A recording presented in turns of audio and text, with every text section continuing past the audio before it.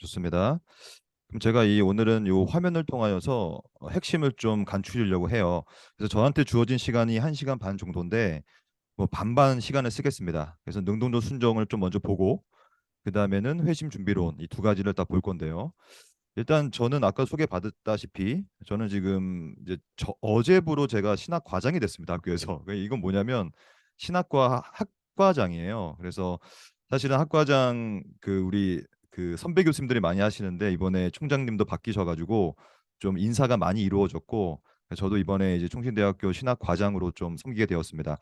일단 아까 우리 저를 소개해 주셨지만 제가 좀 더 제 소개를 좀 드릴게요. 왜냐하면 오늘 다룰 주제가 제가 전공한 주제이기 때문에 좀 얼마나 관계성이 있는지 좀 보고 좀 시작하겠습니다.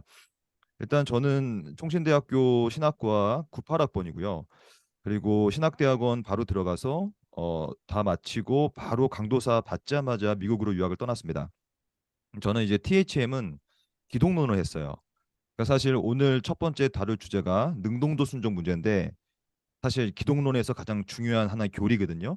그래서 그 부분을 뭐 그것을 전공하지는 않았지만 그것과 관련된 그리스도의 사역, 특별히 저는 성육신론에 대해서 연구를 했습니다.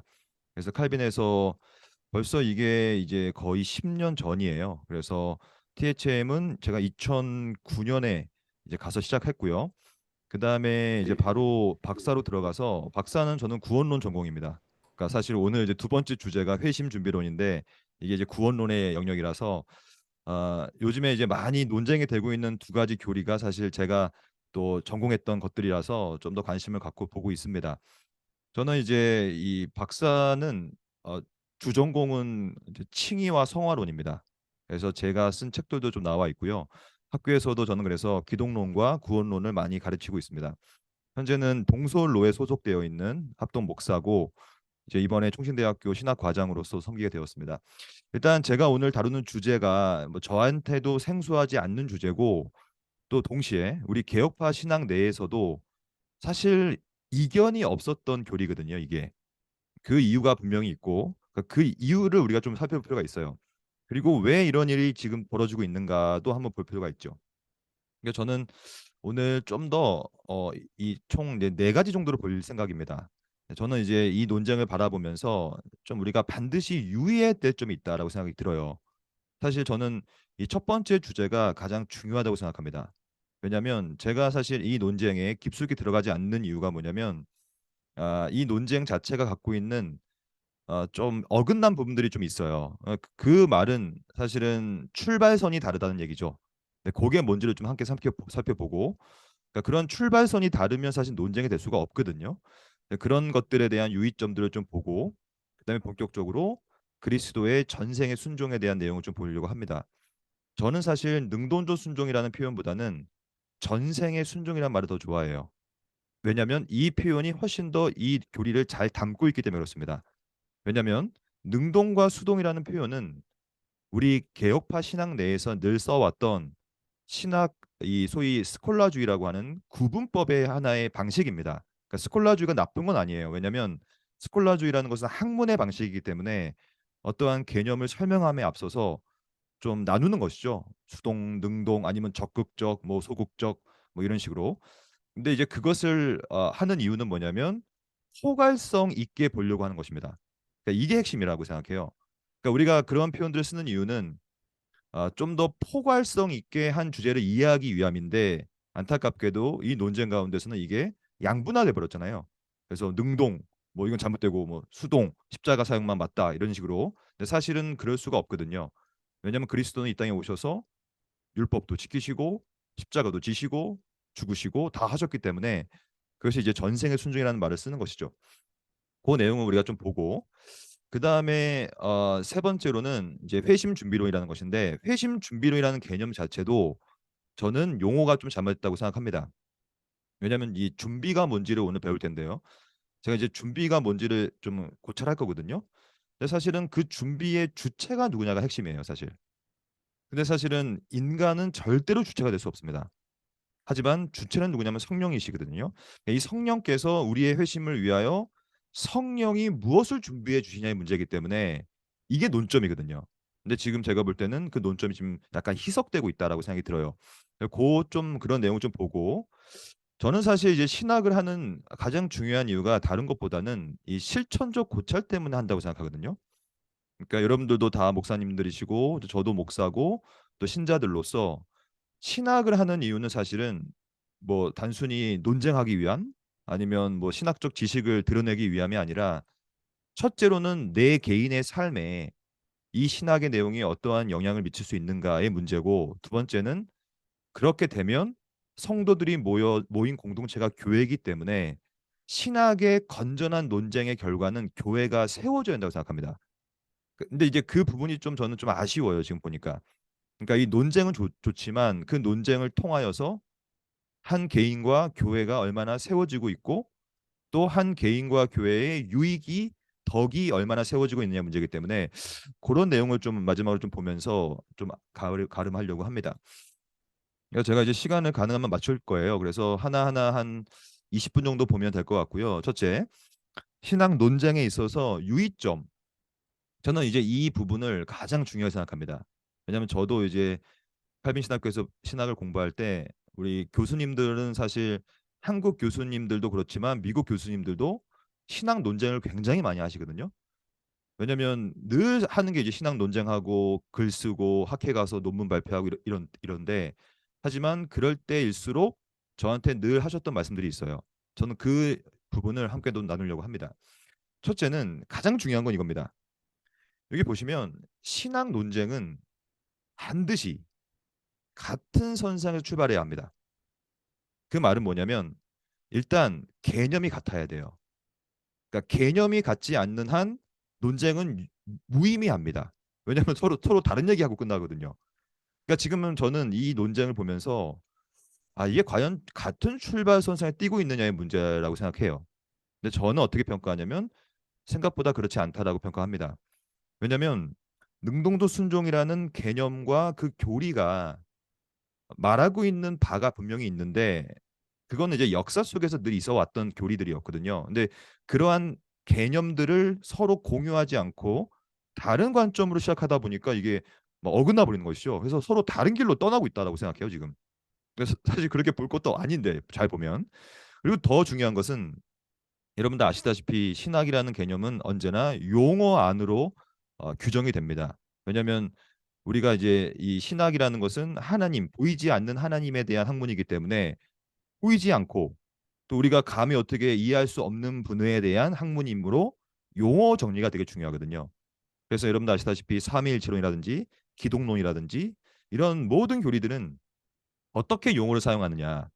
예를 들면 뭐 성부와 성자의 동일 본질을 얘기할 때 우리는 이제 동일 본질 호모 우시우스라고 쓰잖아요. 헬라어로. 근데 거기다가 이오타 하나 찍으면 호모 이 우시우스가 되면 유사 본질이 되는 것처럼 이처럼 용어 하나 즉 뭐 헬라어로 이오타 하나 찍고 뭐 점 하나 찍고 막 이런 거 하나하나가 굉장히 중요한데 지금은 이런 엄밀한 이 용어 개념이 정립되지 않고 있다라고 저는 생각이 들어요. 네, 이거는 사실 우리 모두가 좀 생각해 볼 필요가 있다고 생각합니다. 예를 들면 우리가 첫 번째 이제 보게 될 이 능동적 순종도 마찬가지라고 생각해요. 그러니까 이 능동적 순종이라는 개념 자체가 정확히 함의하고 있는 바가 있을 텐데 그거는 개념이죠. 근데 그 개념을 서로 공유하지 않은 채 다른 출발선을 서고 있다라고 생각이 드는 것이죠. 그러다 보니까 이제 다른 길로 가고 있다는 생각이 드는 거예요. 근데 그것보다 더 큰 문제는 용어에 대한 정리가 안 되고 있어요. 그래서 이 능동이 정확히 무슨 뜻이냐, 그리고 순종이 정확히 무슨 뜻이냐. 그 말은 예수께서 순종하지 않으셨다면 그분은 의가 없었던 것이냐 이렇게 시작하는 거예요. 이거는 전혀 용어 개념이 정리가 안 된 상태거든요, 서로. 그러니까 저는 그런 것들은 좀 우리가 지양할 필요가 있다. 제가 사실 오늘 좀 조심스러운 게 뭐냐면 제가 누군가를 정죄하고 뭐 어떠한 개념에 대한 그런 것을 말하고 싶은 게 아니라 기초적으로 우리가 이제 신학을 말할 때의 어떤 출발선을 말하고 있는 것입니다. 예, 그게 되게 중요하거든요. 제가 제일 아쉬운 게 뭐냐면 사실 회심 준비론이에요. 이게 회심 준비론이라는 표현이 이 준비라도 말할 때는 그 어떠한 신학자도 인간이 준비하는 건 없어요. 그러니까 만약에 제가 볼 때 회심 준비론을 인간이 한다라고 얘기하면 저는 회심 준비론은 이단으로 치부할 겁니다. 제가 직접 총회 가서 건의할 거예요, 이거. 이 회심 준비론이 인간이 준비합니다라고 그건 이단이죠. 근데 그런 내용이 아니거든요, 제가 볼 때는. 실제로 그렇습니다. 실제로 과거 역사를 쭉 보면 회심 준비라는 얘기를 쓸 때는 로마 가톨릭이 쓰는 맥락과 개혁파 신학이 쓰는 맥락이 분명히 달라요. 그러니까 그것을 제가 오늘 말씀드릴 거거든요. 그 다름을 함께 개념을 같이 가져가야 최소한 같은 선상에서 출발하여서 건설적인 논쟁이 된다라고 생각이 드는 것이죠. 그래서 저는 이 부분을 좀 오늘 좀 더 할 거고요. 이 개념과 용어 정리가 가장 중요하니까요. 두 번째는 뭐냐면 두 번째는 좀 이번 이 논쟁이 지나치게 정죄 일변도가 아닌가 생각이 들어요. 그러니까 사실은 이제 아까도 제가 말씀드렸다시피 신학을 하는 이유는 우리 개개인의 유익과 덕 그리고 교회의 유익과 덕을 세워야 되는 것인데 이 논쟁으로 말미암아 이게 서로 정죄가 난무하게 되고 결국에는 상처받는 사람들만 생기고 막 이렇게 되면 물론 이게 진리의 문제라면 그렇게 해야 되지만 당연히 그렇게 해야 되겠죠. 근데 저는 서로 이게 다른 출발선을 갖고서 막 달려가고 있는데 결론은 이상하게 정죄 서로 하고 이렇게 돼버린 상황이 벌어져 가지고 좀 아쉽다고 생각합니다. 예를 들면 성경에 보면 어찌하여 형제의 눈 속에 있는 티는 보고 내 눈 속에 있는 들보는 깨닫지 못하느냐. 이 들보가 헬라어로 도코스라는 표현인데요. beam of wood main beam이라는 쉽게 말하면 이제 대들보죠. 석가래요, 석가래. 근데 사실은 우리가 이 신학 논쟁을 할 때는 저는 이제 그렇게 많이 이제 경험을 했는데 정죄를 하기 시작하면 사실은 파국으로 끝납니다. 왜냐하면 이게 인신공격 시작되고 서로 막 이단 정죄하고 이러다 보니까 근데 우리가 이제 이러한 신학 논쟁을 함에 있어서 특별히 신학 개념을 이해함에 있어서는 먼저 이 본문을 좀 이해할 필요가 있다고 생각해요. 그러니까 자꾸 이제 내 속에 있는 들보는 보지 못하고 다른 사람 눈에 있는 티만 보는 것이 사실 우리 죄인이기 때문에 저는 이런 부분들도 좀 서로 존중하는 차원. 제가 오늘 드리고 싶은 말은 뭐냐면 이 논쟁이 되게 소중합니다. 왜냐하면 진리를 드러내는 논쟁이기 때문에. 그러나 가능하면 존중하고 또 내 속에 있는 들보를 먼저 좀 보려고 하고 즉 내 논리는 문제가 없는가. 저도 오늘 마찬가지예요. 제가 주장하고자 하는 바가 이게 반드시 진리다라는 말은 저는 안 할 겁니다. 왜냐하면 여전히 우리는 개혁파 신학을 하기 때문에 개혁파 신학의 특징은 성경이 비추어서 또 개혁되고 또 개혁되고 또 개혁되어야 되는 거 아니겠습니까? 그러니까 이게 너무 다른 사람의 눈에 있는 티만 보고 나를 돌아보지 못하면 결국에는 남는 것은 정죄밖에 없다고 생각해요. 이거는 유익이 없지 않을까 생각이 듭니다. 저는 첫 번째 이 같은 선상에서 출발하는 것, 두 번째는 지나치게 정죄 일변도로 가는 것은 우리가 지양해야 된다라고 생각이 들고요. 그리고 마지막으로 세 번째 가장 중요한 부분인데요. 이게 이제 허수아비 논리가 너무 많다고 생각해요. 그러니까 이 신학 논쟁을 함에 있어서 가장 중요한 게 이건데요. 그러니까 허수아비라는 것은 실체가 없다는 얘기죠. 그러니까 실체가 없이 허수아비 세워놓고 즉 그렇게 얘기하지 않았는데 그렇게 얘기했다고 말하는 것이 허수아비 논리거든요. 근데 저는 이게 되게 많다고 생각해요. 그러니까 그거는 그것이 아닌데 그렇게 얘기하지도 않았고 그런 개념도 아니요 그런 용어도 아닌데 그렇게 그것이 맞다라고 세워놓고 막 때리는 거죠. 근데 저는 그것은 결국에는 이게 왜곡돼 버린다 결과가 이렇게 생각됩니다. 왜냐하면 실제로 이 허수아비는 인간이 아니고 그냥 인형 아니에요 인형. 그러니까 인형이 실체가 아니기 때문에 내가 지금 공격하고 있는 것이 실체인가? 그러니까 여러분들도 아마 이제 학자들의 글을 읽어보면요. 저도 이제 논문을 많이 쓰지만 저도 이 논리에 많이 빠져요. 왜냐하면 이 논문을 쓴다는 것은 다른 학자의 논증을 계속 공격하는 거거든요. 근데 이제 이렇게 얘기했다고 얘기하지만 그것은 그 사람이 얘기한 게 아니라 제가 허수아비를 세워놓고 그렇게 해야지 제 논지가 사니까. 그렇게 저도 공격한 적이 좀 많아요. 근데 그거에 대해서 제가 유학할 때도 교수님들끼리 많이 저한테 말씀하셨어요. "아 이거는 허수아비다. 그렇게 이 사람은 얘기한 적이 없어. 좀 더 읽어봐." 이런 것이죠. 그러니까 이 논쟁도 저는 어느 정도까지는 이제 맞는 논쟁도 있지만 논지 가운데 근데 생각보다 그렇게 얘기하지 않았고 신학자들이 이렇게 얘기하지 않았음에도 불구하고 허수아비 세워놓고 공격하는 것이 되게 많았다라고 저는 좀 평가를 합니다. 그래서 저는 오늘 우리 이 자리에 모인 우리 모두가 최소한 이 논쟁에 있어서의 유의점을 함께 가져가야 사실 그 다음에 건설적인 논쟁이 되는 거거든요. 개념과 용어를 먼저 같이 하고 이걸 오늘 좀 볼 거고, 두 번째는 정죄하기보다는 남의 눈에 있는 티를 보다는 내 눈에 있는 들보. 그러니까 무슨 말이냐면 나도 틀릴 수 있다. 이 개념이에요. 그러니까 나도 성경에 비춰 틀릴 수 있고 나도 개혁돼야 된다라는 생각을 좀 가질 필요가 있고, 그거는 다 마찬가지로 생각해요. 우리 모두 다. 그게 개혁파 신학이니까요.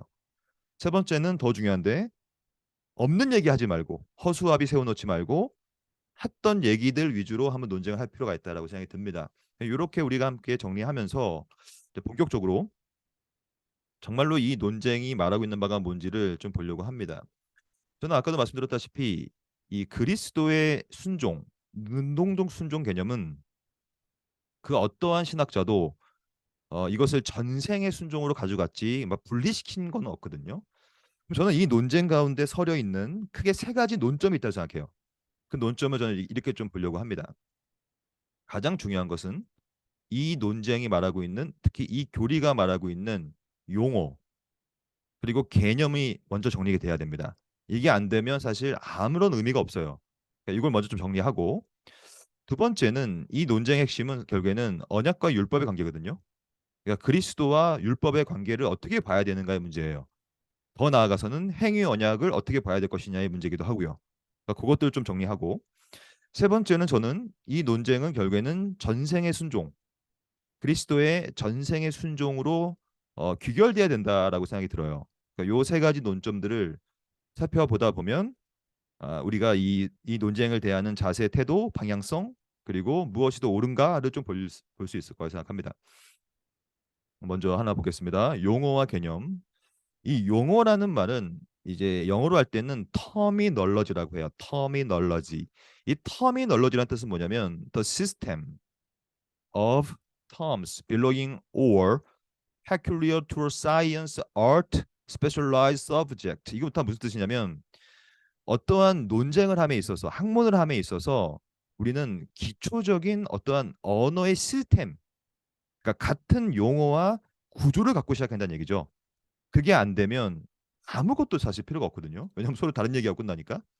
그럼 저는 이 능동적 순종이라는 교리가 이 용어 자체가 함의하고 있는 것이 정확히 뭐냐, 이걸 좀 말씀드리려고 합니다. 제가 볼 때는 이거는 갈라디아 4장 4절이에요. 저는 이게 핵심이라고 봅니다. 이 성경은 정확히 해석이 필요한데요. 이렇게 나와 있죠. 때가 참에 하나님이 그 아들을 보냅니다. 그래서 여자에게서 나게 하세요. 그리고 동시에 율법 아래에 나게 하십니다. 그러면 이 율법 아래가 뭐냐? 이 휴포노몬이라는 표현인데요. 이게 이제 영어로 하면 under the law, 즉 법 아래예요. 법 아래. 근데 이 NCTV는 뭐냐면 이거는 이제 공동 번역 개정판이거든요. 이 공동 번역 개정판에서는 이것을 좀 더 뉘앙스를 살렸어요. 왜냐하면 이제 좀 더 의역을 했다는 것이죠.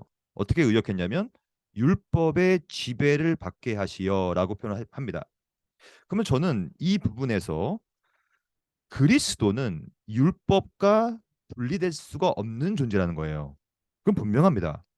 만약 그것을 거부하면 이거는 잘못된 교리죠. 왜냐하면 그리스도는 분명한 사실은 뭐냐면 그리스도는 구약에 나타난 모든 율법을 성취하기 위해서 오신 거예요. 분명히 말하고 있잖아요, 여기에. 그러니까 율법 아래에 나게 하신 것은 이라는 말을 쓰는 것이죠. 그래서 더 쉽게 말하면 그리스도는 율법의 지배 아래, 그러니까 율법과 상관없이 오신 게 아니라는 것을 시작해야 돼요. 왜냐하면 순종 개념은 결국에는 율법과 그의 중보자 사역에 대한 순종이었기 때문에, 그럼 무엇을 순종하느냐? 그 율법이 맞아요. 제가 볼 때는. 그 누가 말해도 율법입니다. 그러면 여기서 율법이 뭐냐는 것이죠. 율법은 아시다시피 크게 세 가지로 나누어집니다. 이 노모스라는 표현 자체가 율법인데, 율법은 기초적으로 구약 율법을 말하고 있는 것이죠. 구약 율법은 아시다시피 그게 세 가지예요. 첫째는 제사법, 대부분 제사법이죠. 레위기나 신명기나 민수기나 의식법, 정결법이라고도 말합니다. 그 말은 그리스도는 제사법, 의식법, 정결법 아래에 오신 건 맞아요. 그는 부정할 수 없는 사실이에요. 물론 그분이 오셔서 이것들을 다 성취하는 개념이죠. 그렇잖아요. 그리고 두 번째, 민법. 민법은 이 제사법은 유대인과 하나님, 즉 인간과 하나님 사이의 관계성이고 우리가 알다시피 10계명의 1에서 4계명까지죠. 하나님을 사랑하라. 그 제사법이고 5에서 10계명까지는 이웃을 사랑하라. 그것은 민법과 소송법에 연결되는 거거든요. 그래서 우리가 알다시피 구약에 보면 대단히 많은 구절 가운데서 이스라엘 백성의 실제적 삶에 대한 통제를 하고 있죠, 율법에서. 그리고 중요한 건 뭐냐면 세 번째, 도덕법이라는 게 있습니다. 이 도덕법이 사실 이 논쟁에 있어서 핵심 논쟁인데 이 도덕법은 뭐냐면 이 우리 인간은 하나님 앞에 섰을 때는 하나님을 인식하게 되잖아요. 그러니까 하나님을 인식하는 순간 하나님과 우리 사이에 법이 생기는 거예요. 법. 그것은 보편적 도덕법이라고 하는데 그럼 법이죠. 그 법은 뭐냐면 하나님을 인식해야 되고 하나님을 경배해야 되며 하나님께 예배해야 하며 하나님을 사랑해야 되고 이런 모든 것들은 우리가 태어날 때부터 소위 장칼뱅이 말한 것처럼 신에 대한 감각을 갖고 태어나고 종교의 씨앗을 갖고 태어나기 때문에 인간이라면 하나님 앞에 서 있으면 다 하나님과 법칙이 생기는 거예요. 지금 보편적인 법이죠. 도덕법, 항구적인 법칙이죠. 그러니까 이것도 율법 중에 하나인 것이죠. 그러니까 이 노모스라고 하는 이 율법 자체가 말하는 바는 결국에는 하나님과 인간과의 관계, 그러니까 하나님과 사람과의 관계, 사람과 사람과의 관계, 이 모든 것들을 포괄하는 구약의 율법이었다는 것이죠. 그러면 그리스도께서 율법 아래 나섰다는 게 뭐냐? 그리스도는 누가 뭐래도 이 모든 법들을 그대로 성취하기 위해서 오셨다는 분명해요. 이것을 거부한 사람도 없고 능동적 순종을 받는 사람도 거부하는 사람도 이거에 대해서는 다 동의합니다. 이걸 동의하지 못하면 안 되죠. 이것까지는 다 맞습니다. 그러나 여기서 그러면 능동적 순종이 뭐냐? 저는 율법 아래에 나게 하신 것을 이제 구별하기 시작했다는 거예요. 물론 이것을 사변적이라고 말하면 할 말은 없습니다, 사실은. 왜냐하면 이제 신학이라는 것은 여러 가지 방식을 사용해서 포괄성 있게 설명하기 위한 도구일 뿐이니까. 그래서 이 율법 아래 나신 것을 어떻게 포괄적으로 이해할까라고 고민하다가 신학자들은 이렇게 만든 거예요. 이걸 만든 이유는 그리스도가 율법 아래의 지배 아래서 율법을 다 성취했다는 사실을 말하고 싶었던 거예요. 저는 그거라고 봅니다. 핵심이. 그 외에는 없어요. 예를 들면 그러니까 무슨 말이냐면 여러분 이게 중요한 거예요. 그리스도가 율법을 지켜가지고 의를 획득해가지고 그래서 그분은 드디어 우리한테 의를 주셨다. 그 말은 율법을 다 지키지 못했더라면 우리한테 의를 주지 않았다. 이러한 개념과 용어의 개념들은 능동적 순종 개념에 원래 없는 겁니다. 라고 저는 생각해요. 그게 용어예요. 용어. 용어와 개념이라는 얘기예요. 그러니까 이 능동적 순종의 개념 자체에 뭐 그리스도가 율법을 지키지 않았더라면 그분은 의롭지 않았다? 그거는 기독론 이단이죠, 그거는. 만약에 그런 말 하면 저는 이단에 죄송합니다, 저는. 그럼 말도 안 되는 얘기니까요. 그리스도는 율법을 지키든 안 지키든 그분은 원래 참 하나님이세요. 무한하게 거룩한 분이죠. 그런 개념은 능동순종 개념이 말하는 바가 아니라는 얘기예요, 제 말은. 그렇게 얘기하면 그 이단이니까요, 실제로. 그건 기독론 이단이죠. 최소한 아리우스죠, 아리우스. 그리스도를 열등한 존재로 보는. 근데 그런 게 아니라 능동순종 개념은 원래 이 율법에 대한 이해고 율법에 대한 성취의 문제고 그 성취를 어떠한 범주로 하느냐의 문제예요. 범주. 그래서 쉽게 말하면 이게 뭐냐면 그리스도께서는 이 땅을 사시면서 31년 동안 사시지 않았습니까? 제가 좀 필기를 해보면 보세요. 그리스도가 0살, 0살 때부터 쭉 사서 이렇게 그래서 33살까지 삽니다. 그러면 그리스도는 이 땅에 오신 것부터가 뭐냐면 율법을 성취하기 위해서 오신 거잖아요. 아까 갈라디 4장 4절처럼 분명한 것입니다. 이거는 율법 아래에 거하신 거잖아요. 그래서 이 율법 아래에 거하셨어요. 왜 율법에 거하셨냐면 율법을 다 성취하셔야 되니까. 그것이 중보자의 사역이니까요. 그래서 이 땅에 오셔서 들어오는 순간이 다 구약 율법 안에 거하신 것이고, 그래서 율법을 다 지키시고 순종하셔서 전부 다 그래가지고 드디어 공생애가 시작되었죠. 30살에 이때 세례 받으시고 십자가 사역을 감당하시고 비아 사역을 경험하십니다. 돌아가셨어요. 근데 이것을 굳이 신학자들은 능동과 수동이라는 개념을 사용할 뿐이에요. 그 이유가 뭐냐면 제가 말씀드렸다시피 포괄성을 말하고 싶었던 거예요. 원래 스콜라주의의 구분법은 대부분 이유가 뭐냐면 포괄성을 추구하기 위함이었어요. 그러니까 한 면만 보지 말고 모든 걸 보자라는 얘기거든요. 그러니까 구약 율법도 지키시고 고난도 받으시고 십자가 사역도 하시고, 왜냐면 고난 받으시고 십자가에서 죽으시는 것 자체가 뭐냐면 구약의 율법을 성취하신 거잖아요. 그러니까 이 자체로는 저는 전혀 문제가 없고, 일단 순종 자체는 율법에 대한 순종이었고 이거를 지키지 않았기 안 하면 의가 없었고, 이런 내용이 이 논쟁, 이 교리의 개념이 아니라는 말씀을 드리고 있는 거예요. 그런 것을 말하면 저는 이단이 맞습니다. 그리스도께서 율법을 지키시기 때문에 그가 의를 받으셔가지고 그를 우리한테 전가하셨다. 그 말은 율법을 지키지 않았더라면 의가 없었으니 그분은 더 이상 하나님이 아니다. 이건 이단이죠. 그렇게 말하면 안 되죠. 그것은 능동적 순종교리가 말하는 바가 원래 아니었습니다. 그래서 저는 기초적인 내용이 이거기 때문에, 이게 핵심이기 때문에 저는 허수아비를 하나 좀 깨보려고 해요. 사실 저는 이 논쟁을 보면서 가장 큰 허수아비가 뭐냐면 그리스도께서 율법을 지켜서 의로움을 획득하셨다.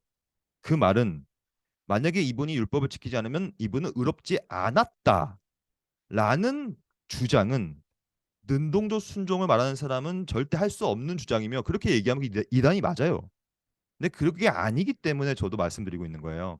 그러니까 그러한 개념이 아니다라고 저는 생각이 들고, 그럼 이게 도대체 뭐냐? 두 번째, 그 핵심은 그리스도의 순종이 언약과 율법 가운데서 어떠한 위치를 차지하느냐가 사실은 이 교리의 핵심인 거예요. 그러니까 이것은 이렇게 그리스도가 마치 의롭지 않고 율법을 지키지 않았다면 의롭지 않다, 이런 기독론적인 생각들은요, 이거는 잘못된 생각이고요. 기본적으로 오히려 이 논쟁의 핵심은 언약과 율법의 관계를 정확히 이해하는 것이죠. 그럼 일단 이것을 이해하려면 좀 신학을 큰 틀에서 볼 필요가 있습니다. 사실 신학은 이제 늘 싸워왔어요. 예를 들면 성경 신학과 조유 신학이 싸웠죠. 이 역사 속에서 늘 싸워왔습니다. 그래서 성경 신학자들은 조유 신학을 향하여서 왜 너희들은 왜 자꾸 교리만 만들어 가냐?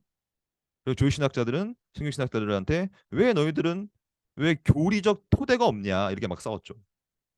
그리고 역사 속에서 또 다양하게 싸운 것 중에 하나가 뭐냐면 율법과 복음의 관계예요. 율법은 복음과 대치된다.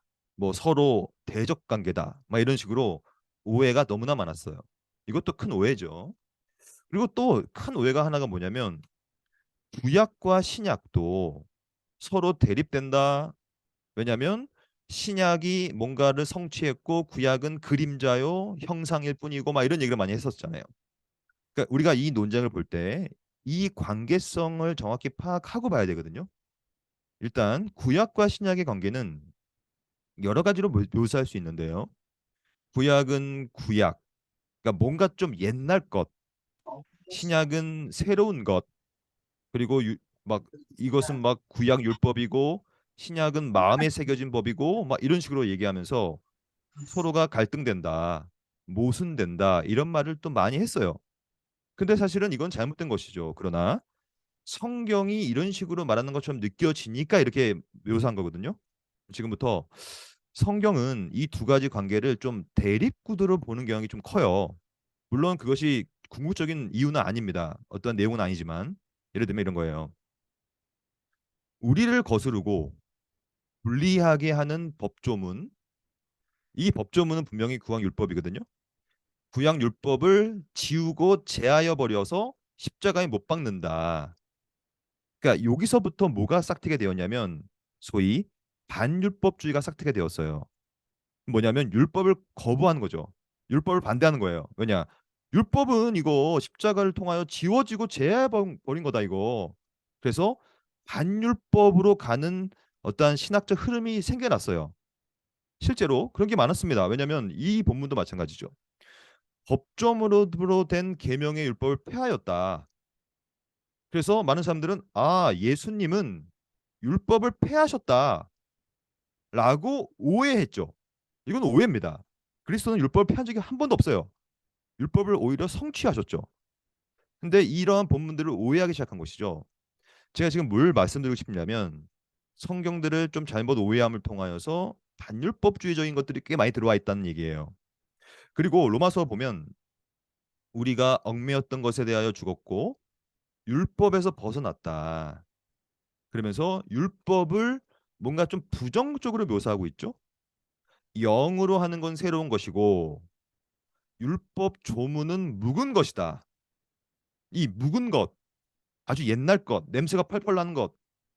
사실 저는 이제 묵은지를 좋아하는데 예, 묵은지 맛있잖아요. 근데 이 묵은지가 맛있지만 사실은 되게 냄새가 나는 것처럼 마치 이 묵은지가 생각나는 것처럼 묵은 것, 옛날 것 막 이런 생각이 들잖아요. 그래서 이 자꾸 이 어떠한 신학 흐름이 있었냐면 율법은 옛 것이요, 묵은 것이요, 없어져야 될 것이고 폐하여져야 된다.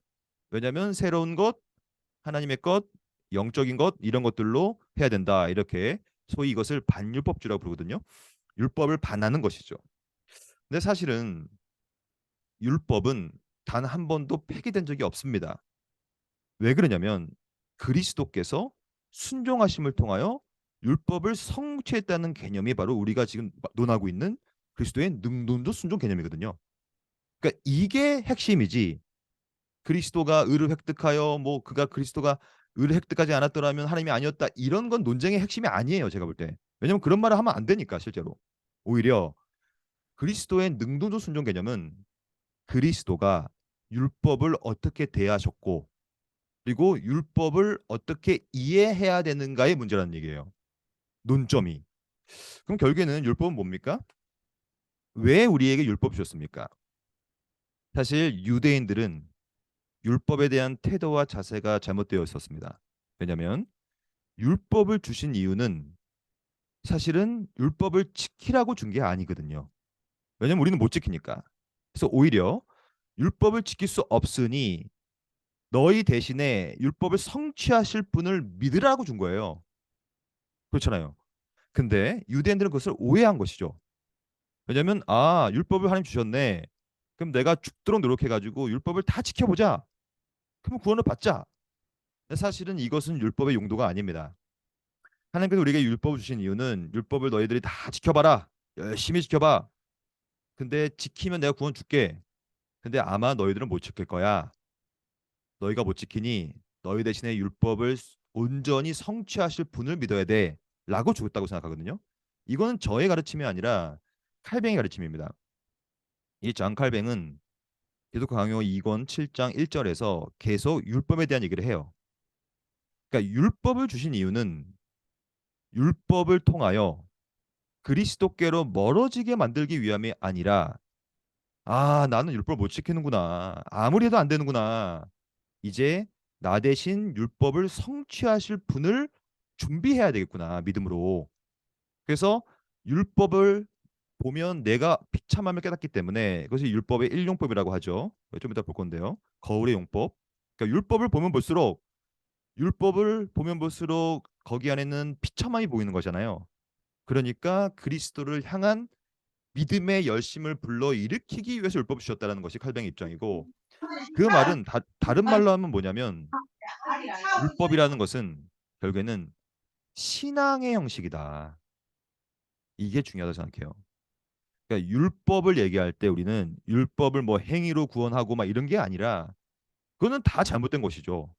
율법은 결국에는 우리한테 믿음을 주기 위한 도구였어요. 너희들은 믿음을 구원을 율법을 못 받는다. 오히려 그리스도를 믿음으로 받는 것이다라고 하는 신앙의 형식.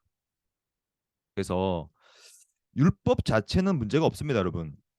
왜냐하면 율법 안에는 하나님의 본성과 그건 뭐냐면 하나님의 거룩성, 하나님의 공의로우심 이런 것들이 율법 안에 있고 근데 우리는 이 율법을 온전히 지킬 수 없으니 율법을 지키려고 노력한다 해서 구원을 받는 것이 아니라 율법을 대신 성취해 주실 분을 믿을 때 우리에게 율법을 지켰다라고 인정을 받는 의로움을 주신다라는 개념이잖아요. 이게 우리가 알고 있는 칭의 아닙니까? 칭의, 의롭다고 칭한다.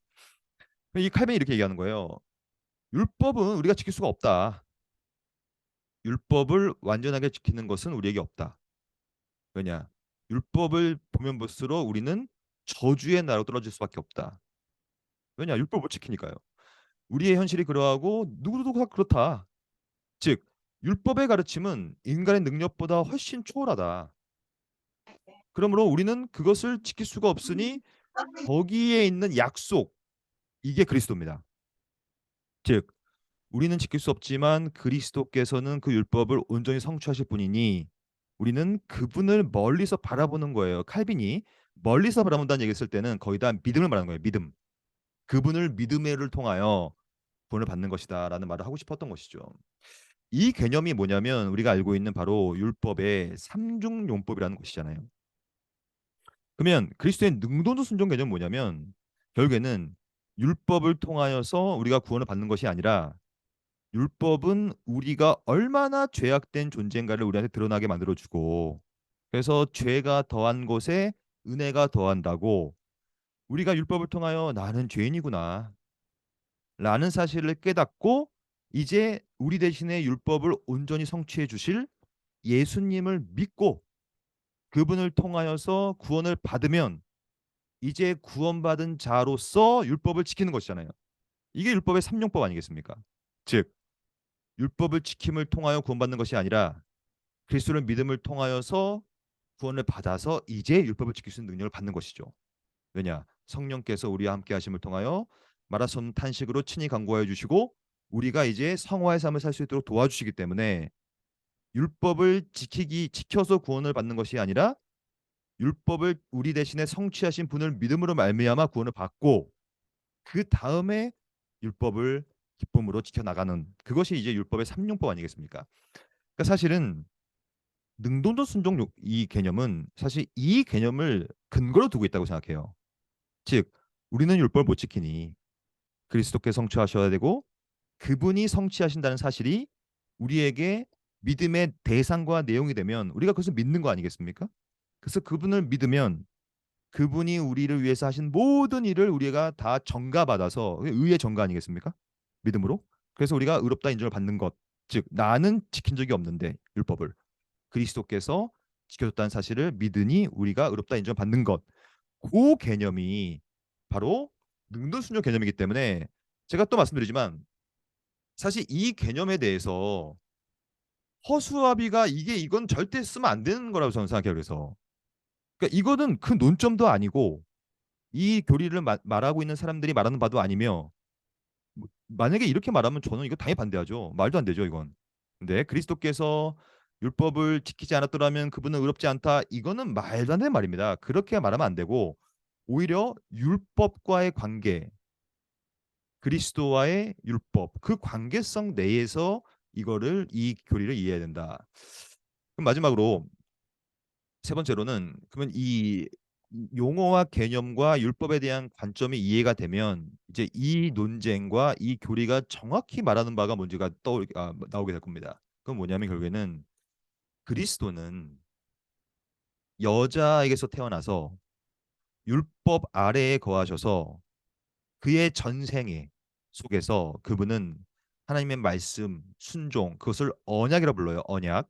그 언약을 온전히 순종하셨다는 개념이 바로 능동적 순종 개념이기 때문에 그 자체로는 저는 이렇게 용어 정리와 개념 정리를 하면요. 저는 이것은 개혁파 신학 내에서 늘 있어왔던 교리고 이게 문제가 되지 않았다고 생각해요. 잘못된 것을 자꾸 사용해 버리니까 이게 이상하게 변질됐다고 생각하는 것이죠. 그래서 능동과 수동은 entire life라고 하는 전생애라고 말하죠. 전생애. comprehensive한 거예요. 포괄적이라는 것이죠. 포괄적으로 그분이 하셨던 모든 일에 대한 사역에 대한 순종을 표현하는 묘사일 뿐이다.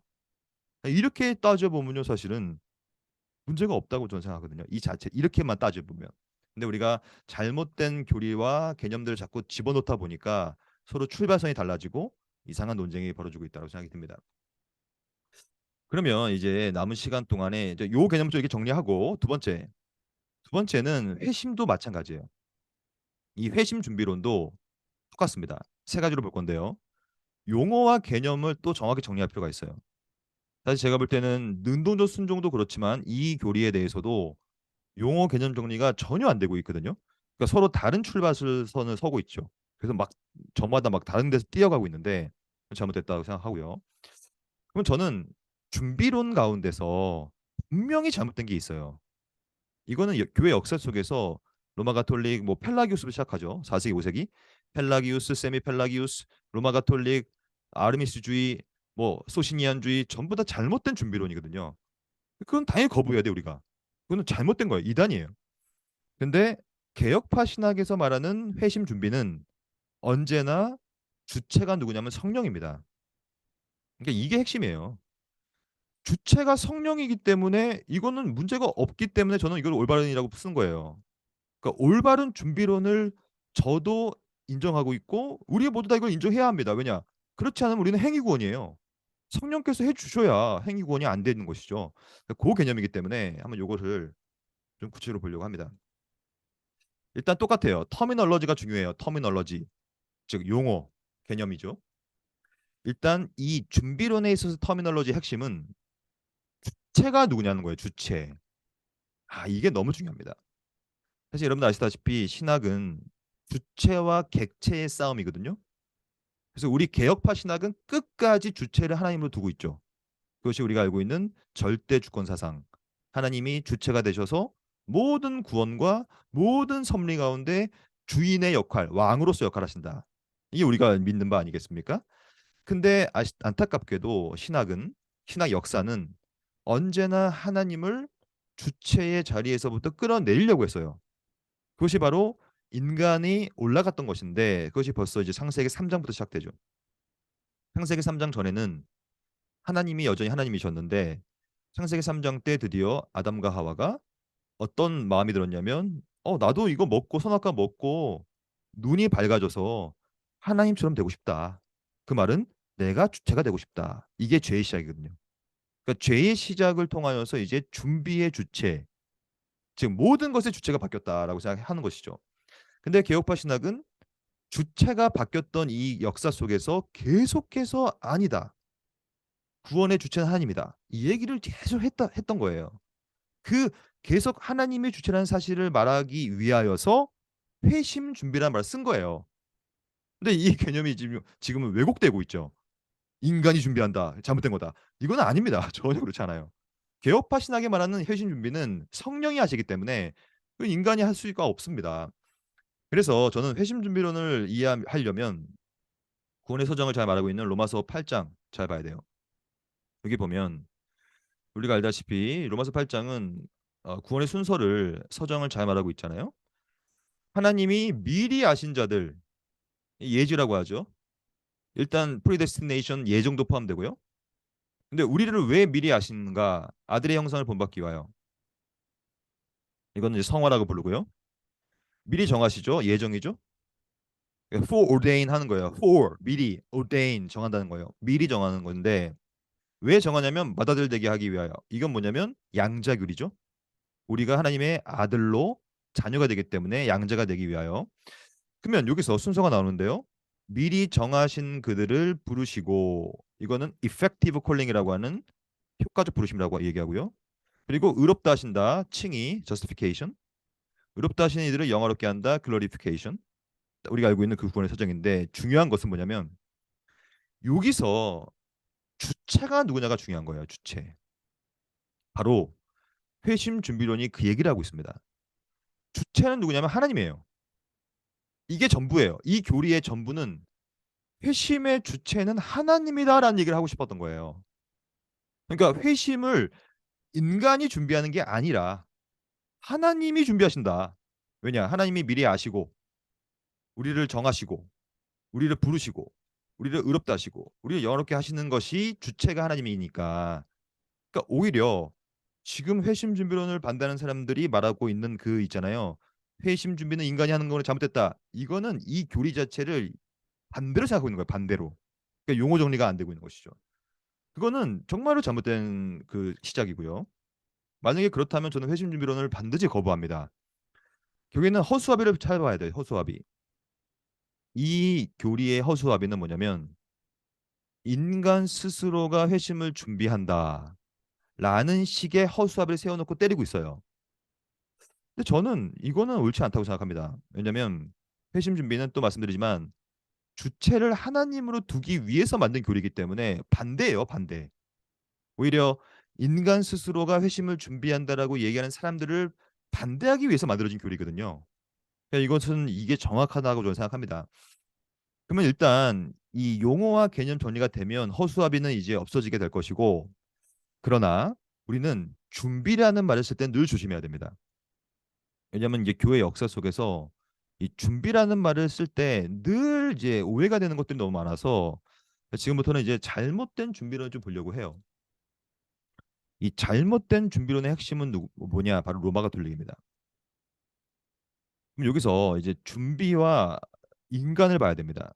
그래서 잘 보십시오. 이 준비에 있어서 주체가 누구냐가 핵심이잖아요, 지금. 이게 이제 이 논쟁의 핵심인데 이 주체가 God, 하나님이냐, theos냐, human being, 인간이냐의 문제예요. 근데 여기서 중요한 것은 준비를 말할 때 인간을 어떻게 바라보느냐, 다른 말로 하면 어떠한 인간론을 갖고 있느냐가 핵심이에요. 그러니까 개혁파 신학은 인간론이 뭘 갖고 있냐면 우리가 알다시피 전적 타락을 갖고 있어요. 그러니까 전적 타락한 인간은 절대 준비할 수가 없는 개념이죠. 그렇잖아요. 그러니까 이 회심 준비론을 말하는 사람들은 전적 타락을 염두하기 때문에 회심을 성령께서 하신다는 거예요. 근데 로마 가톨릭부터 시작하여서 인간론이 이상한 사람들은 전적 타락이 아니기 때문에 이제 인간이 준비합니다. 인간이 준비하니까 잘못된 것이죠. 그래서 저는 이 잘못된 준비론의 핵심을 인간론에 비추어서 좀 보려고 합니다. 일단 이 로마 가톨릭 교회의 인간론은 이 본성에 대한 이해를 어떻게 할 것이냐가 핵심인데요. 이 로마 가톨릭은 사실 대부분의 신학은 토마스 어콰이나스를 통하여서 벌어집니다. 그러니까 왜냐하면 이분은 이제 별명 자체가 교회 박사였고, 그리고 지금도 이 한국도 그렇고 전 세계에 있는 로마 가톨릭은 여전히 어콰이나스의 권위를 갖고 가요. 왜냐하면 이 숨마 티올로기카라고 하는 이 신학 대전이란 책이 로마 교회의 기틀을 닦았고 지금도 그렇습니다. 아시다시피 개신교의 역사는 계속 분열되는 역사거든요. 근데 로마 가톨릭의 역사는 점점 공고화되고 있는 역사예요. 왜냐하면 연속성을 갖고 있어요. 권위가. 그래서 토마스 어퀴나스, 뭐 트렌트 공의회, 또 바티칸 공의회, 뭐 이런 것들로 계속 이어져 내려오는 것이 똑같아요. 로마 가톨릭은. 그러니까 제가 볼 때는 중세 로마 가톨릭과 지금 로마 가톨릭은 크게 다를 바가 없다고 봐요, 저는. 물론 예, 약간의 차이는 있지만 그래도 거의 큰 틀에서는 같습니다. 즉 인간론도 같다는 얘기예요, 제 말은. 그러면 이제 로마 가톨릭의 인간론을 좀 살펴보겠습니다. 물론 이제 우리 경동노회 모든 목사님들은 이미 이제 신학을 다 공부하셨으니까 로마 가톨릭의 인간론을 다 아실 텐데 그래도 한번 복습해 보시면서 준비에 대한 관점을 좀 이해했으면 좋겠습니다. 일단 아시다시피 로마 가톨릭 교회는 특별히 토마스 아퀴나스가 이미 인간론 이렇게 전개했어요. 이거는 사실 말도 안 되는 인간론인데요. 여기서부터 이제 준비가 시작됩니다. 일단 아시다시피 아담이 있습니다. 아담은 창조될 때 뭘 갖고 태어나냐면 두 가지를 갖고 태어나는데 첫째는 자연적 의를 갖고 태어나요. 사실 이 자체로 성경적이지 않아요. 성경은 아담이 자연적 의를 갖고 태어난다고 얘기를 하지 않거든요. 근데 토마스 아퀴나스는 이런 식으로 신학을 전개했어요. 자연적 의를 갖고 태어난다. 근데 이 자연적 의의 문제가 뭐냐? 이 문제는 육욕을 억제하지 못합니다. 이 육욕이 뭐냐면 이게 단순히 성적인 욕망이 아니라 모든 인간의 자기의 욕망을 말하는 거예요. 인간 스스로의 욕망을 말하는 거거든요. 그러니까 이것을 억제하지 못한다는 거예요. 아퀴나스에 의하면 자연적으로는. 그래서 하나님께서 아이고 아담아 너에게 내가 초자연적인 걸 줄게. 이것을 통하여 너는 유욕을 억제시켜라. 그래서 원래 없었던 걸 준 거라는 거예요. 사실 이 자체로도 성경적이지 않죠. 이런 건 없으니까 성경에. 근데 일단은 초자연적인 걸 주는데 이게 이제 그 유명한 원래 없었는데 은혜로 줬다고 해서 덧붙여진 선물. 그러니까 도눔한 것인데 이게 선물인데 슈퍼라리툼이에요. 그러니까 아, 초자연적으로 이게 덧붙여져 버린 거예요. 그래서 초자연적으로 은혜의 선물을 주게 됩니다. 그러니까 이 인간론 자체가 지금 성경적이지 않아요, 지금. 여기서부터 준비론이 싹 들 수밖에 없는 거거든요. 그럼 여기서 중요한 것은 아담에게 두 가지가 있다. 근데 이 두 가지가 타락 이후에 어떻게 되냐의 문제인 거예요. 사실 인간론은 타락 전후의 관계를 살피는 게 핵심이에요. 타락 전 인간은 로마 가톨릭의 인간은 두 가지가 있습니다. 자연적 의가 있고 초자연적인 선물을 갖고 태어나요. 그러니까 이 두 가지를 갖고 태어나는데 문제는 타락하고 나서 뭐가 있느냐의 문제인 거예요. 그러니까 여기서 이제 준비론이 싹트게 되는 거거든요. 타락 이후에 자연적 의는 여전히 남아 있습니다. 그 말은 타락의 영향을 받지 않은 곳이 있다는 뜻이에요. 그래서 저는 이것을 뭐라고 부르냐면 제가 이제 성화 균형 있게 이야기하는 책에서 제가 쓴 책인데 그냥 한번 보십시오. 그 책을 보면 저는 이거 뭐라고 썼냐면 부분 박탈이라 썼어요. 이게 맞죠? 부분적으로 박탈될 뿐인 거예요. 아, 제가 이거 마우스로 써가지고 잘 쓰기가 힘든데 지금 일단 써볼게요. 부분 박탈. 그러니까 이 전적 타락 개념이 아니라 부분적으로만 없어지고 뭐가 없어졌냐면 이게 없어집니다. 초자연적인 거 없어집니다. 여기 없어집니다. 그러니까 부분이죠. 부분적으로만 날아가고 나머지는 남아 있어요. 그러니까 로마 가톨릭의 핵심은 여전히 남아 있는 것, 타락의 영향을 받지 않은 것을 가지고 준비할 수 있습니다. 이게 준비론의 핵심이에요. 그러니까 이게 준비론이지 로마 가톨릭의 준비론, 개혁파 신학이 말하는 회심 준비론은 이게 아닙니다. 이걸 좀 이따 볼 겁니다. 그러니까 여전히 남아 있는 것을 가지고서 열심히 준비해야 해라. 구제하고 토마스 아퀴나스가 뭐라고 했냐면 하늘 곳간을 빨리빨리 쌓아라. 네가 준비해서 쌓아라.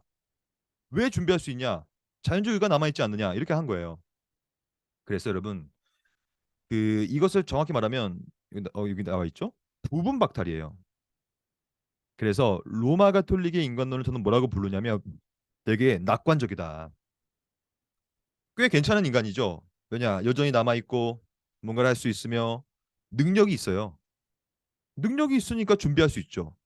회심도 준비하고 실제로 로마 가톨릭에서는 회심 준비를 인간이 합니다. 두 가지를 준비하죠. 악투스, 행위, 하비투스, 성향 이 두 가지를 준비해요. 왜냐? 실제로 준비 가능합니다. 그래서 거기는 뭐라고 부르냐면 로마 가톨릭에서는 선행 준비론이라는 게 따로 있어요. 준비할 수 있는 거예요. 왜냐? 내가 여전히 괜찮으니까. 근데 이 로마 가톨릭의 선행 준비론을 누가 반대하기 시작했냐면 종교 개혁자들이 반대하기 시작했어요. 이게 말이 되냐? 인간은 전적 타락했고 로마 3장에 보면 의인은 없으되 하나도 없다고 말하고 있는데 무슨 우리가 준비하냐라고 하면서 전적 타락을 막 말했잖아요. 그 전적 타락 개념과 오직 은혜, 오직 그리스도 막 이런 오직 성경 개념들이 유럽 16세기를 지배해 버렸어요. 그러니까 로마 가톨릭 사람들이 깜짝 놀라 버렸죠.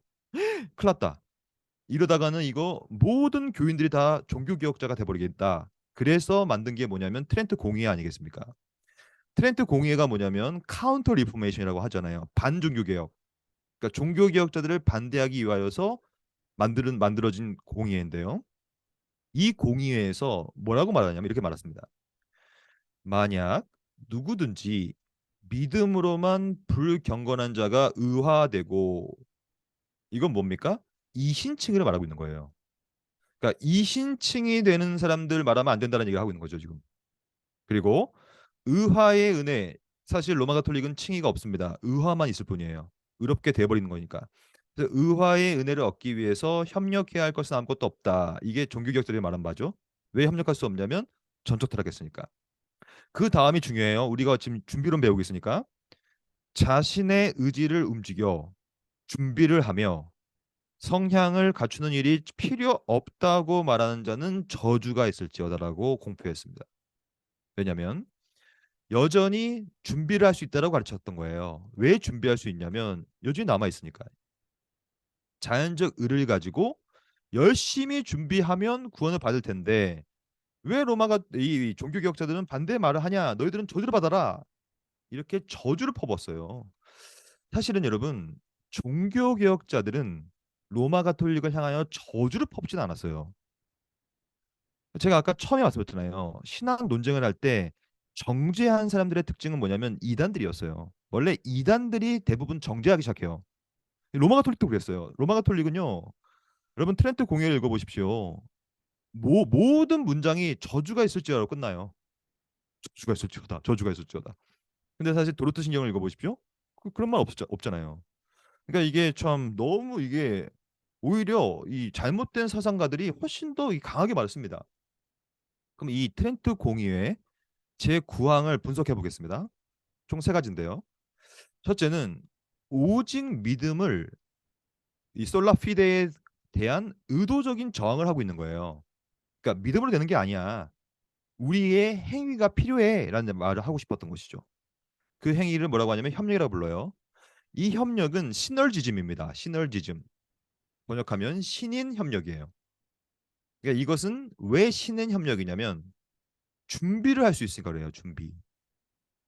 그러니까 제가 볼 때는 여기서 중요한 것은 회심 준비론을 반대하는 사람들이 지금 로마 가톨릭의 준비론과 지금 헷갈리게 되어서 생각하는 거예요. 아무리 봐도. 왜냐하면 개혁파가 말하는 회심 준비는요. 단 한 번도 주체가 인간이 된 적이 없습니다. 근데 오히려 로마 가톨릭이 이런 말을 하는 거들. 로마 가톨릭은 내가 준비한다. 내가 의지를 갖고 내가 성향 여기서 나오는 것이 뭐냐면 악투스 하비투스 그 문제입니다. 내가 행위를 준비하고 내가 성향을 준비할 때 그렇게 해서 성향을 갖춰야만 구원받는다. 회심도 마찬가지다. 회심도 내가 준비하고 내가 의지를 발동하여 내가 성향을 준비한다. 막 이렇게 쓴 거거든요. 근데 사실 이거는 회심 준비론, 개혁파가 말하는 바가 아니라 로마 가톨릭이 말하는 준비론입니다. 이건.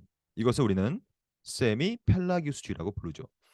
그래서 헤르만 바빙크, 저는 사실 헤르만 바빙크가 제 전공인데요. 이 헤르만 바빙크라는 이 네덜란드 신학자 19, 20세기에 살았고 저는 지금 헤르만 바빙크 책을 번역을 많이 하고 있어요. 그래서 뭐 계시철학, 찬송의 제사, 또 최근에 나온 이 바빙크 정기 아주 좋은 전기가 나왔어요. 제가 번역한 책이고 또 이제 6월 중순에 또 하나 책이 또 나옵니다. 제가 이제 번역한 또 책인데 바빙크 책이거든요. 바빙크를 좀 읽을 필요가 있어요, 우리가. 왜냐하면 바빙크가 굉장히 객관적으로 균형 감각 있게 신학을 전개합니다. 정확히 이렇게 표현하고 있어요. 로마 교회는 인간에게 주입된 초자연적 은혜를 기반으로 함에도 불구하고 이것은 세미펠라기주라는 것이죠. 즉 의지로만 하는 것이 아니라 은혜가 필요하지만 그 은혜를 누가 받느냐? 인간이 준비합니다. 그래서 의화, 성화, 영화를 누가 하냐? 인간 스스로가 준비해서 합니다. 그러니까 이 바빙크가 정확하게 썼어요. 로마 가톨릭의 준비론은 결국에는 인간 자신이 하는 것이다. 그러니까 이게 잘못된 준비론입니다, 여러분. 그러니까 우리는 이러한 잘못된 준비론에 있어서는 철저하게 배격해야 돼요. 이거는 말도 안 되는 얘기죠. 우리가 어떻게 합니까? 우리는 전적 타락했는데. 그럼 지금부터 이제 본격적으로 그러면 무엇이 진짜 회심 준비론인가? 올바른 준비론을 좀 살펴보도록 하겠습니다. 일단 이 올바른 준비론을 이해하려면 가장 중요한 것은 균형을 잡는 거예요. 이 균형이라는 것이 신학에서 굉장히 중요하다고 저는 생각합니다. 그러니까 저 같은 경우에는 이 신학 그 제 책들도 뭐 칭의 균형 있게 이야기, 뭐 성화 균형 있게 이야기 이런 책들 제가 쓰는 이유가 뭐냐면 그만큼 균형 있게 신학 논쟁을 볼 필요가 있다는 것이죠. 특별히 이 논쟁도 마찬가지예요. 회심 이제 우리가 이제 주제가 뭐냐 회심 아닙니까? 회심? 회심을 누가 하느냐의 문제가예요. 회심을 회심도 똑같아요. 우리가 아까 배운 것처럼 그리스도의 순종에 대해서도 능동수동이라고 말한 것처럼 그것은 포괄성 있는 전생의 순종을 말하기 위함이었다고 얘기 드렸죠. 똑같아요. 회심을 말할 때도 객관적 원인과 주관적 원인을 구별하기 시작합니다. 왜 그러냐면 이것을 구별하는 이유가 다 있어요. 회심을 좀 더 포괄성 있게 보려고 하는 거예요. 정확히 주체가 누구고 도구는 무엇인가를 보려고. 이 균형을 잡지 않으면 지나치게 객관적으로 가버리면 뭐가 되냐면 하이퍼 칼빈주의가 됩니다. 왜냐하면 신학에서 객관이란 뜻은 뭐냐면 내 밖에서 벌어지는 일을 말하는 거예요. 그러니까 내 밖에서 벌어지는 일이 뭐냐면 대표적으로 은혜입니다. 은혜. 하나님이 주시는 은혜, 구원, 하나님의 것. 근데 사실은 모든 것은 은혜로 되는 건 맞지만 그렇다고 해서 우리가 가만히 있으면 안 돼요.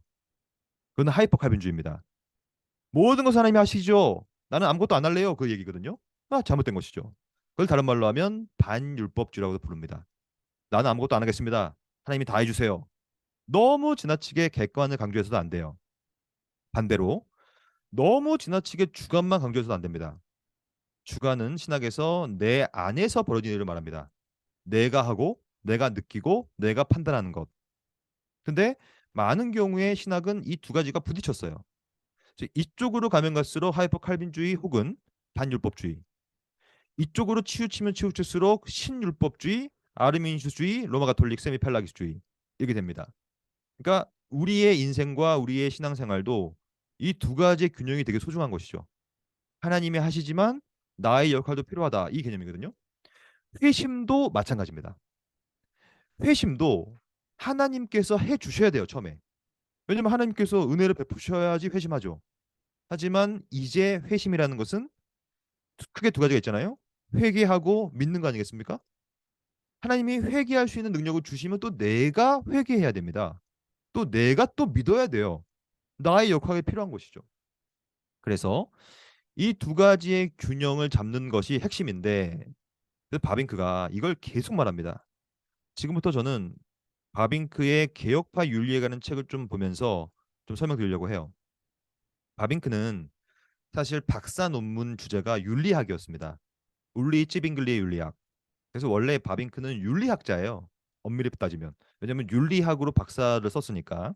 근데 개혁 교의학을 씀을 통하여서 뛰어난 조의신학자, 교의학자로 자리매김했고 하지만 지금 개혁파 윤리학 책이 지금 번역이 되고 있어요. 벌써 1권이 나왔고 이제 2권, 3권이 나올 겁니다. 정말 좋은 책이고 한번 읽어보십시오. 이 책에 보면 이렇게 말하고 있어요. 영적인 삶의 첫 번째 객관적 원인이라는 말을 썼어요. 그러니까 우리는 이것으로 시작해야 돼요. 회심은 첫 번째로 객관적인 원인으로 되는 것이지 주관적인 것으로 되는 건 없어요. 그건 행위구원이죠.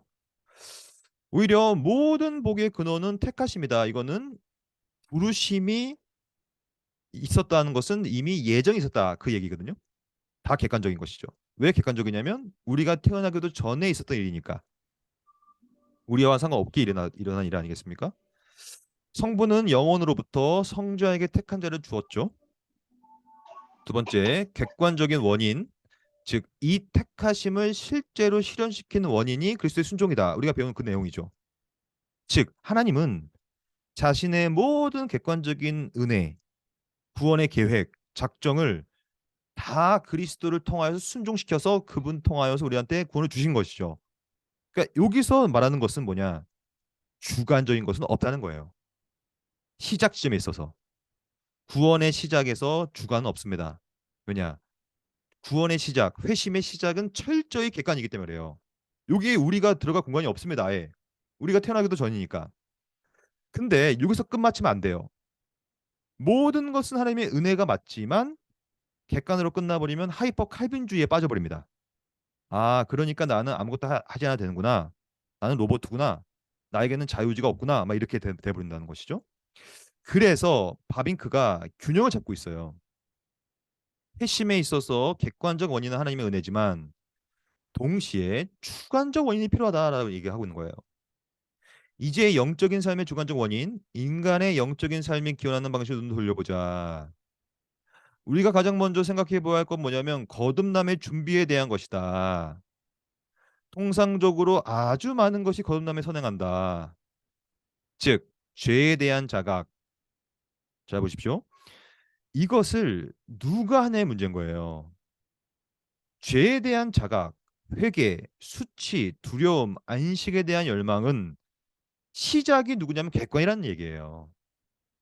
그러니까 이거는 인간이 할 수 있는 게 아니에요, 시작은. 하지만 객관적인 원인이 실행되면 이제 우리가 자각하는 것이에요.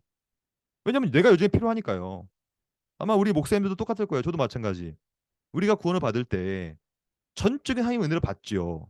근데 또 내가 믿었고 내가 눈물 흘려서 회개했고 또 내가 죄를 인식하지 않았습니까? 주관적인 원인이 여전히 필요한 거예요. 하지만 주관적인 원인이 절대로 객관적인 원인을 앞서갈 수는 없습니다. 그게 바로 로마 가톨릭이 말하는 준비론인 거예요. 근데 개혁파가 말하는 준비는 절대로 앞서지 않아요. 주관이. 그거를 정확히 보시면 됩니다. 그래서 이거에 대해서 이미 17세기 때 도르트 신경, 이게 그 유명한 사진 아니겠습니까? 그림이죠. 도르트 회의. 이 도르트 회의에서 이제 결의한 게 뭐냐면 바로 이런 거예요. 도르트 공의회에 참석한 영국 신학자도 마찬가지로 무엇을 준비해야 되느냐고 얘기할 때 최소한 하나님 말씀 듣는 것, 교회에 나가야 될 거 아닙니까? 하나님의 의지에 대한 인식도 갖게 되고 죄에 대한 자각, 형벌에 대한 두려움, 해방에 대한 생각, 죄 용서에 대한 소망, 이 모든 것들은 사실 객관적인 은혜를 통하여 우리한테 주어지는 거기 때문에 회심 전에 하나님의 역사가 있었다는 얘기가 바로 회심 준비론이에요. 내가 준비하는 게 아니라 성령께서 내가 회심하기 전에 이미 이 일들을 해주신다는 얘기예요. 그게 원래 그 개념입니다. 근데 이것을 지금 다르게 얘기하고 있는 게 문제죠. 오히려 하나님의 은혜는 갑작스러운 열광을 통해 일어나지 않는다는 거예요. 미리 회심하기 전에 하나님께서 성령께서 우리의 마음밭을 준비해 주신다. 그 얘기입니다, 이게. 다른 얘기가 아니라. 저는 이 우리의 구원을 살펴볼 때 하나님께서 먼저 구원을 시작했다는 입장이 바로 회심을 준비하는 입장이라고 생각하는 거예요. 하나님의 준비죠. 우리의 준비가 아니라. 자, 우리를 준비해 주시면 이 준비된 성품을 통하여서 하나님은 은혜가 베풀어져서 우리가 구원받게 된다. 그 개념입니다. 그러니까 이게 아까 우리가 배웠던 이 로마 가톨릭이 말하는 세미 펠라기우스 주의적인 준비는 이 교리에는 없는 거예요, 아예. 만약 그것이 있다면 저는 이것을 적극적으로 반대할 겁니다. 근데 그런 것이 아니거든요, 이게. 바빙크는 말하죠. 준비가 뭐냐? 거듭남은 절대적인 시작이다. 맞죠? 근데 거듭남에 있어서도 준비에 대해 말하는 것이 불가능한 것은 아니다. 왜냐? 이것을 비유로 사용하고 있는데 우리는 이것을 나무를 말려서 나중에 땔감으로 사용하는 것과 비슷한 의미로 이해해야 된다. 즉, 나무를 태우는 것은 불이에요. 불.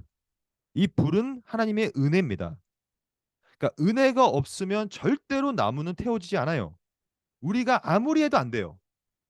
그러니까 하나님께서 우리의 마음밭을 말려줬다는 얘기예요. 우리의 마음을 준비해줬다는 얘기죠. 그래가지고 불을 내려서 나무를 태워버렸다. 그렇게 비유하고 있습니다.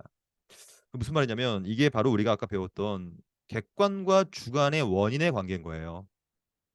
즉 회심 준비론은 용어와 개념 정리가 중요한데 단 한 번도 개혁파 신학에서 회심 준비를 말할 때는 주관적 원인이 앞세워진 적은 단 한 번도 없습니다. 그게 있다면 저는 그것을 무조건 반대할 겁니다. 그건 불가능하기 때문에. 하지만 성령께서 객관적으로 이미 영원 전부터 택하시고 그 택하심을 실현시키는 거예요. 누구를 통하여? 객관적인 그리스도를 통하여. 그것도 순종을 통하여. 우리가 한 건 없죠. 하지만 그것이 우리한테 들어오면 우리가 이제 내가 이제 주체가 바뀌어요. 이제 내가 되는 거예요. 내가 죄를 자각해야 돼요. 이제 최소한 내가 회개해야 되죠. 우리 로봇가 아니니까. 내가 죄를 향하여 수치를 품고 두려워해야 되고 안식에 대한 열망을 갖게 된다. 그 말은 결국에는 회심에 선행하는 것은 인간이 아니라 하나님의 역사고 미리 준비된 성품을 전제시켜서 그것을 나무를 사용하여서 말려 가지고 우리한테 불을 내리는 것 같다 이 얘기죠. 그래서 바빙크가 굉장히 균형 감각 있게 이 회심 준비를 말하고 있는데요. 이렇게 말하고 있어요. 외적이든 내적이든 선행적인 사건이 없이는 회심은 일어나지 않는다는 거예요. 이 선행은 인간의 행위가 아니라는 것이죠. 오히려 하나님께서 미리 일하셨다는 얘기예요. 외적인 것으로는 뭐냐? 큰 타격, 큰 복, 설교 듣는 것. 내적인 것으로는 죄인이 정신이 들어 자신의 참상을 보고 벌을 두려워하게 되어 성경을 보기 시작하고 구원을 열망하는 것. 이런 것들을 하는 이유가 뭐냐면 이미 하나님께서 선행적인 역사를 해 주셨기에, 아까 바빙크 말한 것처럼 나무를 말려 주셨기 때문에 그 말년 준비를 누가 하냐면 하나님이 하셨다는 얘기예요. 그게 회심 준비입니다. 회심할 수 있도록 마음밭을 준비해 주시고, 그리하여 자신을 살펴보게 만들어 주시고, 이 가운데서 사실은 인간 중심적인 뭐 세미 펠라기주의적인 것이 어디 있습니까? 전혀 없어요. 그럼 사실 이런 것들은 좀 더 이렇게 표현할 수 있겠어요. 결국에는 하나님의 사역이 우리가 뭔가를 하는 것보다 늘 우선한다는 개념이 회심 준비론입니다. 영적인 삶은 결코 이 준비로부터 점진적으로 발전되는 것이 아니고 이 준비로 말미암아 얻어지는 것도 아니다. 왜냐하면 하나님은 아무런 준비 없어도 즉각적으로 거듭남 수행할 수 있어요. 이것을 비상섭리라고 부르죠. 통상적으로는 그렇게 하시지만 비상적으로는 그렇게도 할 수 있어요. 그러나 구원론이라는 것은 언제나 통상섭리로 봐야 되는 거기 때문에 통상적으로는 하나님께서 준비를 해줘요. 그래서 우리를 은혜의 외적 수단을 사용하게 만들어주고, 교회에 나가서 말씀을 듣게 해주시고, 양심에 비추어서 우리의 혼을 살펴주시고, 우리 자신을 살펴봐야 할 이유고, 하나님은 이 모든 수단을 자신의 복의 통로로 우리 먼저, 우리가 뭔가를 하기 전부터 이것을 해주신다. 그 얘기입니다. 그러니까 이 회심을 준비하는 주체는 성령 하나님이시지 인간이 아니라는 얘기를 지금 드리고 있고요. 하나님이 그럼 결국에 뭐 하시는 것이냐? 하나님은 옆에 윤리학에 보면 이런 말을 쓰고 있습니다. 우리의 일상적인 행위 속에서도 하나님은 특별한 인도를 주시고 이것을 우리는 특별한 부르심 혹은 효과적인 부르심이라고 말을 쓰죠. 늘 들어왔던 말씀, 늘 읽었던 그 성경 구절이 어느 순간에 특별한 방식으로 효과적인 방식으로 우리한테 미칠 때가 있어요. 그것이 효과적 부르심 아니겠습니까? 그것들 누가 하시느냐? 성령께서 하신다는 얘기죠. 준비하셔서 우리 마음밭을 어떻게 준비하시느냐? 죄에 대해서 고찰하게 만들어주고, 율법에 대해서 두려움과 절망을 갖게끔 만들어주고. 왜냐하면 성경에 보면 죄가 더한 곳에 은혜가 더한다고 말했으니 죄의 비참함을 깨닫게 만들어줌을 통하여 은혜로 나아갈 수 있게끔 우리를 준비시켜주는 개념이죠. 우리의 완고한 본성을 굴복시키고 율법에 대한 고찰을 하게 만들어주고, 우리가 아까 배웠던 율법과 언약, 그리스도의 순종 관점들을 잘 이해해서 나는 율법으로 구원 못 받으니 그리스도를 통하여 성취돼야 되는구나라는 사실을 계속 생각하게 만들어주고. 그러니까 회심을 누가 준비하느냐? 성령께서 하시는 거기 때문에, 그러므로 성령은 바람과도 같아서 어디로 왔다가 어디로 갈지 모르니, 마치 이 홀씨가 이렇게 바람에 날려 날아가는 것처럼 알 수가 없어요. 그러니까 우리가 준비하는 개념이 아니라 성령께서 바람과도 같이 오셔서 우리를 살펴주시고 도와주시고 친히 말씀탄식으로 탄식으로 친히 간구해 주시고 기도해 주시고. 왜냐하면 그분은 파라클레이토스, 보혜사, 조력자이기 때문에 우리를 도와주는 분이거든요. 그러니까 이 개념이지 이게 무슨 인간이 준비하는 건 없습니다. 우리는 이 회심이 어떻게 일어나는지를 알지 못해요. 절대 모르죠. 왜냐? 이 거듭남이라는 것은 이거는 신비롭기 때문에. 바람은 어디로 왔다가 어디로 갈지 모릅니다. 우리의 우리는 하나님의 창조의 행위, 우리가 이못 분석할 수가 없죠. 이 은혜가 어떻게 시작되는지 알 수가 없어요. 하지만 분명한 것은 인간이 시작할 수 없다는 건 분명해요. 왜냐? 여기 나와 있어요. 우리는 생명이 어떻게 들어온지 알지 못한다. 과연 생명이 외부에서 오는 것이냐, 내부에서 오는 것이냐, 도대체 어떻게 되는 것이냐 알 수 없습니다. 하지만 중요한 것은 하나님의 말씀에 의거해서 아는 것은 살아있는 말씀을 통하여 일이 벌어진다는 것. 그리고 이 말씀은 썩지 않은 씨기 때문에 이 씨앗이 심겨지기 전에 성령께서 우리 마음밭을 준비시켜 준다는 개념이 회심 준비론입니다. 이건 전혀 문제가 없어요, 제가 볼 때. 이 자체로 봤을 때. 그래서 저는 이 바빙크가 회심 준비론의 핵심을 이렇게 좀 요약하고 있어요. 영적인 삶의 객관적인 기원은 택하십니다. 맞죠? 택해 주셔야 우리가 부르심을 받으니까요. 근데 주관적인 기원은 뭐냐면 우리가 또 최소한 말씀을 들어야 돼요. 이것을 주관적인 원이라 불러요. 내가 또 교회 나가서 설교를 들어야 됩니다. 또 내가 또 죄에 대한 자각을 해야 돼요. 그래서 내가 또 뭔가를 할 게 있어요. 그러나 주체는 내가 아닙니다. 성령이에요, 성령. 제가 볼 때는 회심 준비론의 핵심이 여기 잘 나와 있습니다. 이것은 성령이 이분이 subject 주체입니다, 주체. 성령이 한 사람을 거듭나게 할 때까지 하나님의 섭리적 인도하심으로 인정하는 것. 이게 회심 준비론입니다, 여러분. 여기에는 인간의 시작이 없어요. 인간의 시작이 있는 순간 그거는 세미펠라기주의 아니면 아르미스주의 아니면 펠라기주의예요. 다 잘못된 것이죠. 정확히 나와 있어요. 준비 과정은 결국에는 뭐다? 성령 하나님의 일반적인 사역의 일부고 그러므로 거듭나는 불가항력적인 사역이다. 우리가 알다시피 은혜는 불가항력적인 것입니다. 왜냐하면 우리가 걷어찰 수도 없는 것이 은혜이기 때문에 왜냐하면 우리는 의지가 없어요. 우리는 의지가 그러니까 하나님을 사랑하기 때문에 우리가 구원받은 게 아니라 하나님을 사랑할 의지도 없어요. 우리는 죄인이었기 때문에 그것을 에베소서 2장이 잘 말하고 있죠. 우리는 죄와 허물로 죽어 있는 자예요. 죽어버렸는데 뭘 할 수 있겠습니까? 아무것도 못하기 때문에 누군가 해줘야 돼요. 그게 불강의 의미입니다. 죽어 있으니까 우리는 강할 수 없죠. 누군가가 해준다는 개념. 그것이 바로 외부적 사역, 객관적 은혜. 그것을 우리는 회심 준비를 성령께서 하신다. 이렇게 이해하는 것이죠. 저는 오늘 우리가 크게 두 가지를 봤는데요. 결국에는 이 용어와 개념 정리가 되면 사실 이것이 크게 논의될 건 없다고 저는 생각하고요. 솔직히 말해서. 그리고 개혁파 내에서 늘 얘기했던 그 바만 우리가 따라간다면 사실은 되게 성경적인 원리라고 생각해요. 그럼 마지막으로 남은 동안 시간 동안 10분 정도 남았죠? 실천적 고찰과 적용 좀 하면서 좀 마무리하려고 합니다. 저는 사실 이 능동, 수동, 순종, 또 회심 준비 이런 것들을 말할 때 우리가 반드시 가져야 될 자세는 뭐냐면 포괄적 조망이라 생각해요. 포괄적 조망. 우리가 지나치게 어느 한 영역만 바라보다 보면요 오류가 생겨요. 그래서 어떠한 교리를 살필 때는 이것을 통시적이라고 부르는데요. 통시적. 즉 고대는 성경 시대입니다. 성경 구약과 신약 시대에 이 성경 시대로부터 시작해야 돼요. 성경으로부터 시작하는 게 맞아요. 무조건. 성경을 통하여서 보면서 이것을 통시적으로 볼 필요가 있습니다. 성경을 통하여 만들어진 교리들이 바로 다 교의 교리이기 때문에 그것이 중세 때는 어떻게 발전되었는가? 16세기 종교개혁은 어떻게 발전되었는가? 17세기 개혁파 전통주의 시대는 어떻게 발전되었는가?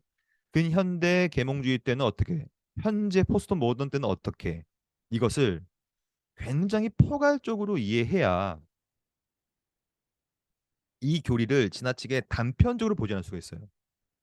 능동과 수동도 마찬가지로 생각해요. 왜 능동과 수동이라는 말을 썼고 왜 그렇게 만들어 갔는가를 좀 더 통시적으로 볼 필요가 있습니다. 컴프리헨시브하게. 그래야 큰 조망이 생기게 되거든요. 그럼 이것을 어떻게 할 수 있는가? 결국에는 다양하게 봐야 돼요. 그러니까 어디 하나에 함몰돼서는 안 된다고 생각합니다. 저는. 그러면 물이 고여버리기 때문에 고인물은 반드시 썩어요. 그러니까 개혁파 신학이라는 것은 계속 개혁돼야 되거든요. 그러니까 이제 이 고여 있으면 안 되고 계속 다양한 걸 봐야 돼요. 또 다시 성경을 바라보고 또 초대교회 교부가 말하는 바를 최소한 존중해야 합니다. 저는 이 존중을 좀 이따 제가 마지막에 말씀드릴 텐데 우리가 이 신학을 함에 있어서 이 존중이 지금 되게 없어지고 있어요. 왜냐하면 기독교 역사는 2000년이 되었습니다. 2000년과 우리가 감히 싸울 수가 없는 거예요, 사실은. 2000년이라는 세월은 장구한 흐름이고 저는 2000년을 어떻게 보냐면 하나님의 섭리라고 봐요. 섭리. 하나님께서 2000년을 교회 역사를 섭리 가운데서 통치하고 계셨는데 해 아래 새 것은 없는 거예요, 사실. 해 아래 새 것이 어디 있습니까? 과거에 다 있었던 것이고 그 논쟁 가운데서 또 새롭게 만들어진 교리가 생기고 또 발전되어 왔던 것이 역사적 흐름이기 때문에 저는 그 역사적 흐름을 한번 존중할 필요가 있다고 생각해요. 무조건 다 틀렸다. 이게 틀렸다고 말하는 순간 뭐가 부정되냐면 2000년의 역사가 부정돼 버리는 거거든요. 저는 그렇게 생각해요. 그래서 초대교회 교부 물론 이 2000년의 역사가 성경적이지 않았더라면 없애야겠죠. 그건 맞아요. 그게 개혁파 교리가 맞아요. 근데 2000년의 역사를 존중할 필요는 있어요, 사실. 왜 2000년 동안 이렇게 얘기해 왔을까를 한번 생각해 볼 필요가 있다는 것이죠. 초대교회 교부, 중세 다 이유가 있어요. 이렇게 싸운 이유가 있고 해 아래 새 것은 없기 때문에 지금 말하고 있는 이 모든 논쟁은 제가 오늘은 일부러 역사적 이해를 다 뺐어요. 왜냐 이미 논문도 많이 나와 있습니다. 한번 읽어보시면 좋을 것 같고 저는 좀 더 핵심을 좀 보려고 했어요. 중세 스콜라주의 종교교 1세대 1세대는 루터입니다. 존 칼빈은 2세대고요. 3세대는 17세기를 말해요. 후기 개혁파 정통주의 시대. 이 시대를 쭉 다 봐야 돼요, 사실은. 그러니까 왜 그런 얘기를 했을까? 이 사람들이 바보도 아닐 텐데, 이 사람들이 다 비성경적인 사람도 아닐 텐데, 이 사람들의 말했던 것들을 좀 존중할 필요는 있어요. 아주 탁월한 성경 해석자들이었기 때문에. 그리고 수없이 많은 개혁파 교회 신조들이 많죠. 총 6가지가 있습니다. 대표적인 거. 장로교에서는 웨스트민스터 신앙고백서, 대요리 문답, 소요리 문답. 개혁교회에서는 하이데베르크, 도르트 신경, 벨직 신앙 고백서. 이 6개가 다 구성되어진 하나님의 섭리가 저는 있다고 봐요. 그러면 다시 그 신조들도 우리가 존중하면서 또 그것들이 어떻게 국제화 가운데서 펼쳐갔는가 또 보면서 즉 개혁 신학은 언제나 역사적 신학이었어요. 아주 장구한 흐름이 있습니다.